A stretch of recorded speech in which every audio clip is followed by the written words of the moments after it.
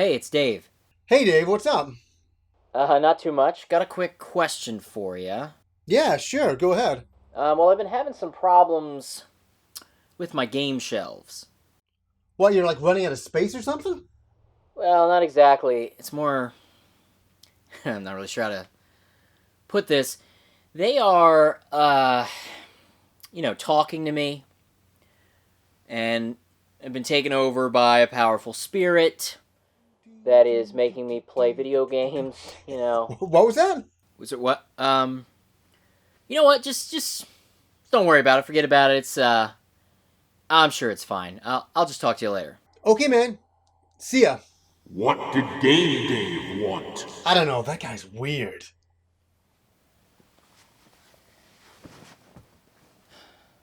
Hey, Shelf.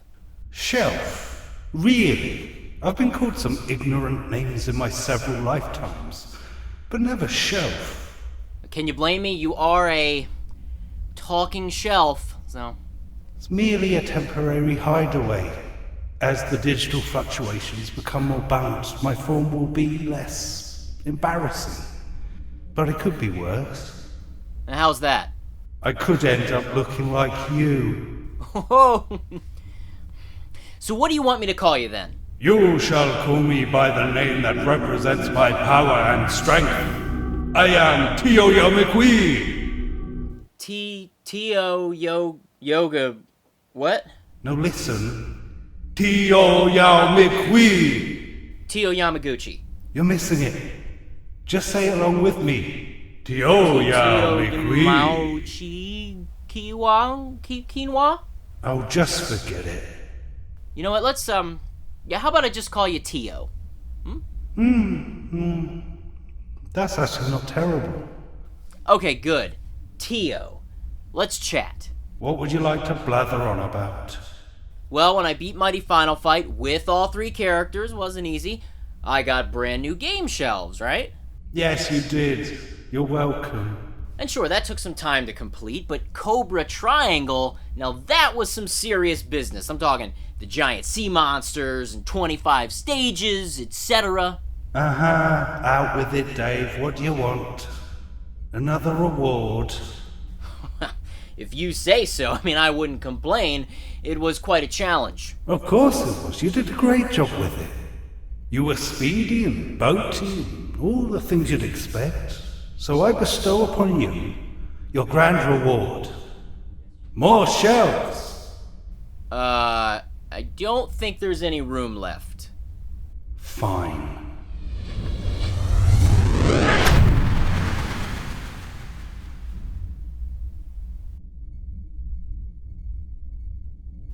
Oh.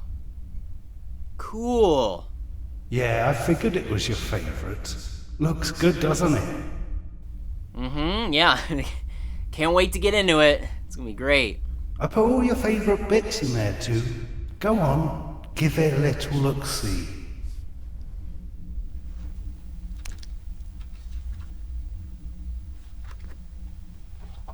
I hope you don't choke on this one.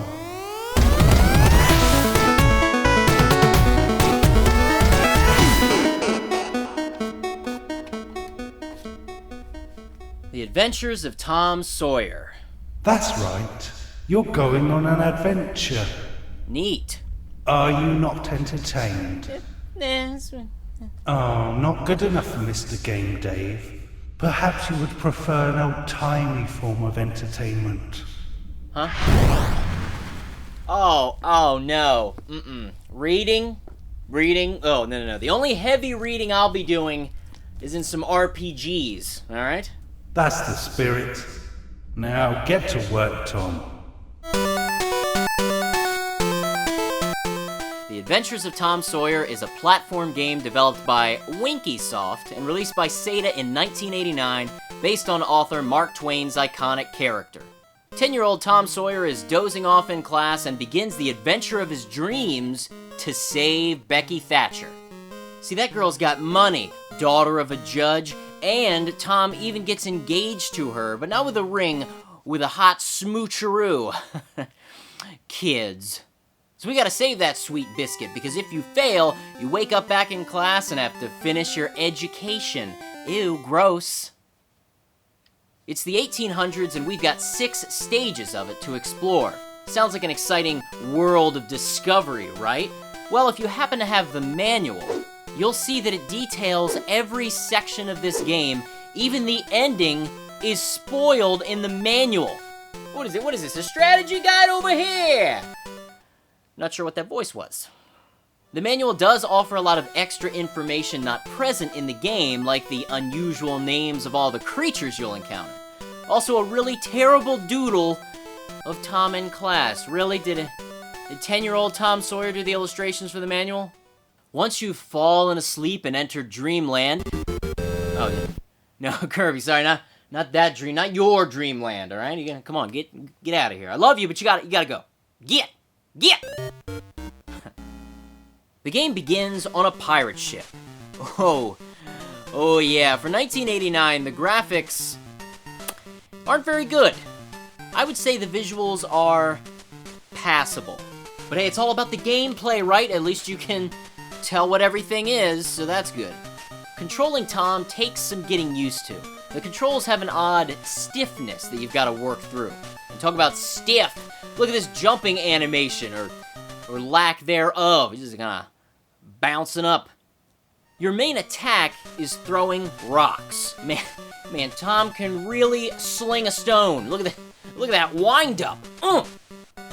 At first you might be spooked at the path of these rocks. They appear to have the dreaded video game weapon arc that seems to just glide over top enemies, leaving you defenseless. And surprisingly, the movements of the enemies make the rock throw super effective.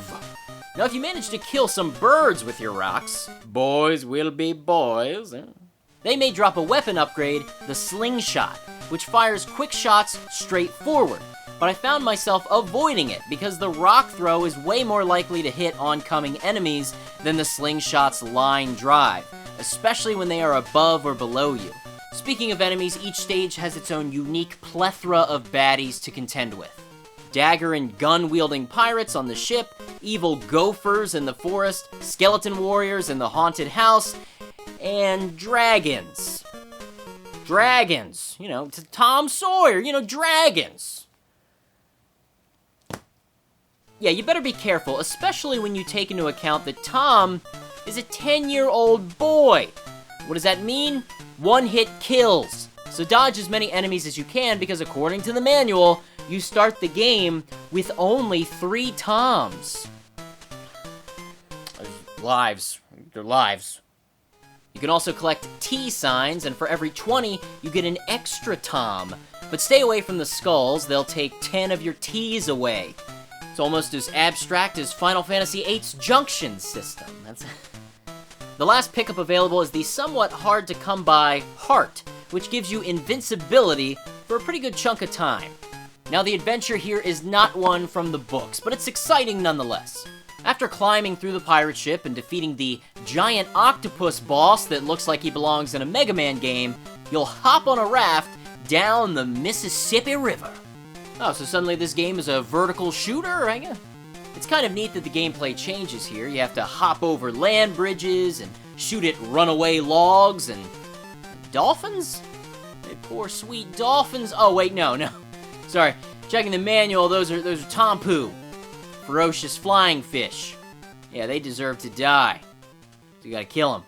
If you reach the end of the river, you face off against a ridiculously large alligator monster. You have to fire at his mouth in just the perfect spot to take him down. Come on.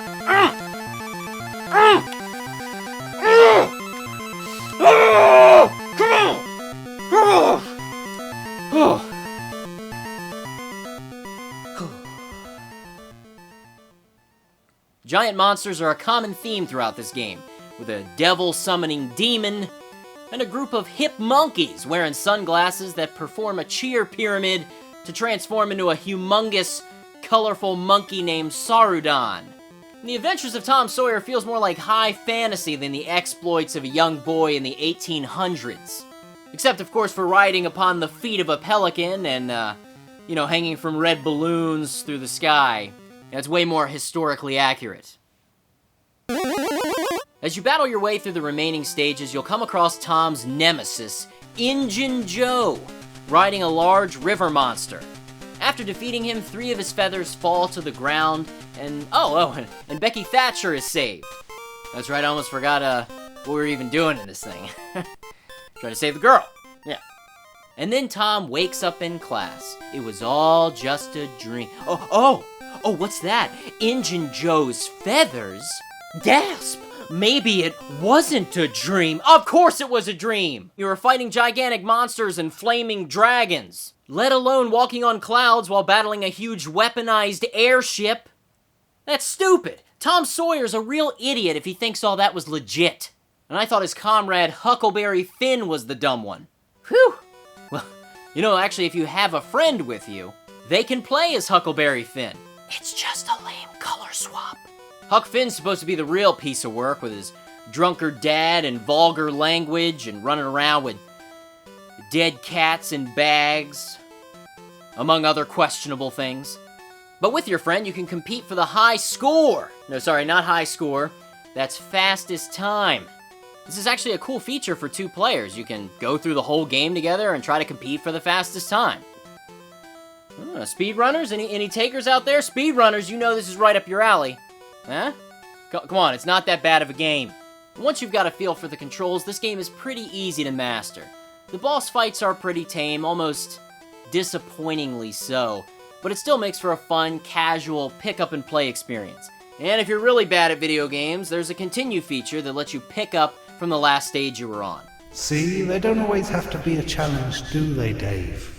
Yeah, thanks for going easy on me this time around. Don't get used to it. We still have to mold your spongy form into something, well, decent.